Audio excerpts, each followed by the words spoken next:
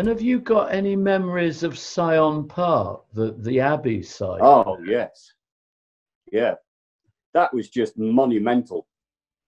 We'd done the geophysics and saw these huge foundations, several meters across, and just couldn't believe that the walls were that thick. And so to actually excavate them, and yes, there they were. And we got a fantastic picture of the end of the church, and then a whole range of buildings and a whole range of conduits, brick-lined conduits, stone-lined conduits. Fantastic. And that was radar, was it, John? Yes, we used both resistance and radar. Yeah. Again, it was the early days of radar. If we could go back now, yes, it'd be fantastic to look at that. And when you're talking about resistance there, you get that relatively straightforward difference between the fact that something like a wall produces more resistance than empty soil. That's right. And that's what we used at the very first site, Athelney.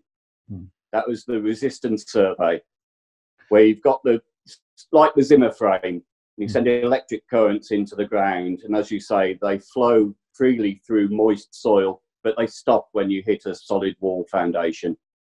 Very simple process, but it works.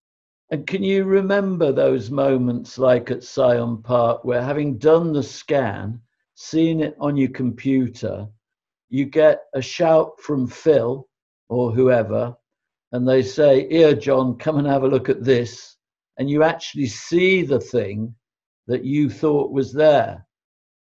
That was the best part of time team for me. Throughout the whole 20 years, we were still learning. We occasionally made mistakes, but to actually see the things in the ground, yes, the so-called ground truthing. And it was, we always made jokes and so on, and we'd tell them to dig deeper and keep going, and occasionally things didn't show.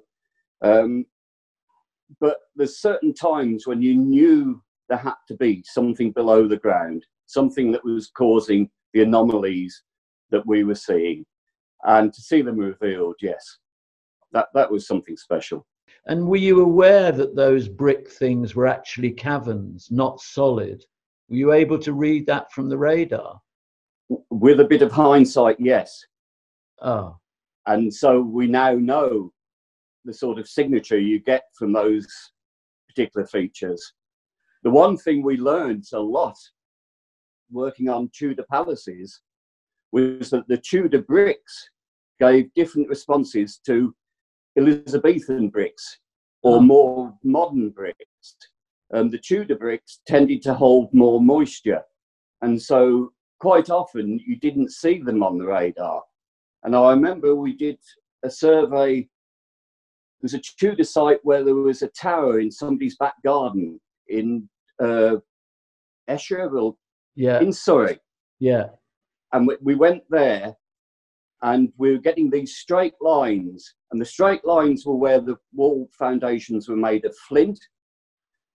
Then where there were sections that were made with Tudor brick, they didn't show.